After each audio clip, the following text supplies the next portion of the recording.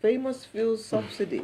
I mean, you remember the days of Justice Aputa panel, when people used to just tune there in the evening to laugh. But this matter is far, far, far more serious than the things that we heard. And the revelations are coming fast and furious, and you get one and you're shocked, and the next one literally knocks you down. You're a shocker. Exactly. The next one, you're a shocker. Actually, for those who are shocked, I wish them well. But for me, it's not. There's no revelation. I've said on this program, and I got some emails from some of our viewers then when I said some of these things on this program, that figure, we need to even. The starting point is not whether we should withdraw subsidy. I'm not in support of or against subsidy withdrawal. The starting point until the starting point is for us to even go there and find out how we arrived at those figures that we're banding around. And then if you say there's subsidy, how much is it? How much is it? Okay. The genuine figure. Then secondly, the system that we're using presently to manage that sector. How effective is it? And then thirdly, I think that has been taken care of. It's not been. The government said they put some measures in place, but until you test your measures. Dr. Sulaiman is going to deal with that in the next 1 week, so we're going to hear at the end of the week. I don't have that confidence that the petroleum minister and the rest of them have. I appreciate the fact that they're doing something for once, but until I see results, I've been in this country long enough to know that government pronouncement itself does not wish away problems.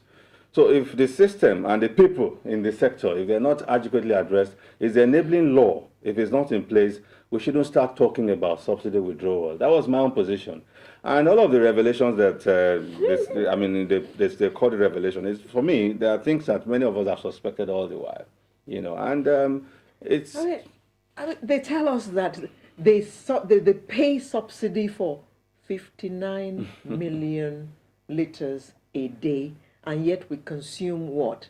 Well, there's a difference of about 24 million between what we actually pay for and what we consume daily.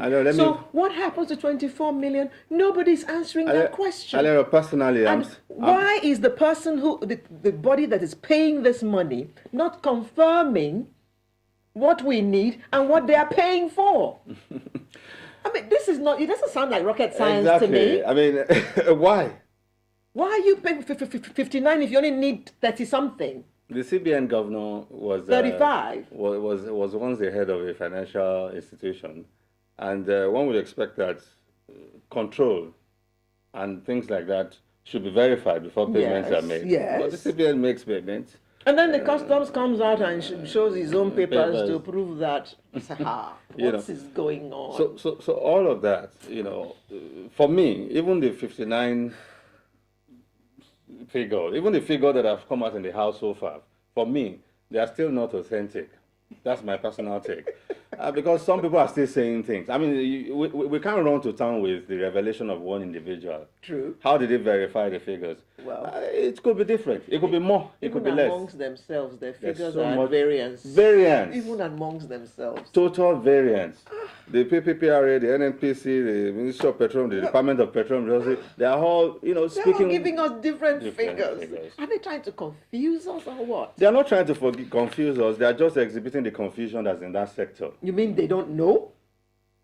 They know what each of them knows. They are not sharing information. Obviously, they are not working in unison. Obviously, there is no cooperation, and there's no high cooperation in that sector. And the secrecy, as long as the system is run in secrecy, we'll always have this kind of confusion. Yeah. As long as the system is run with so much tardiness, personalization, without recourse to law, rule of law.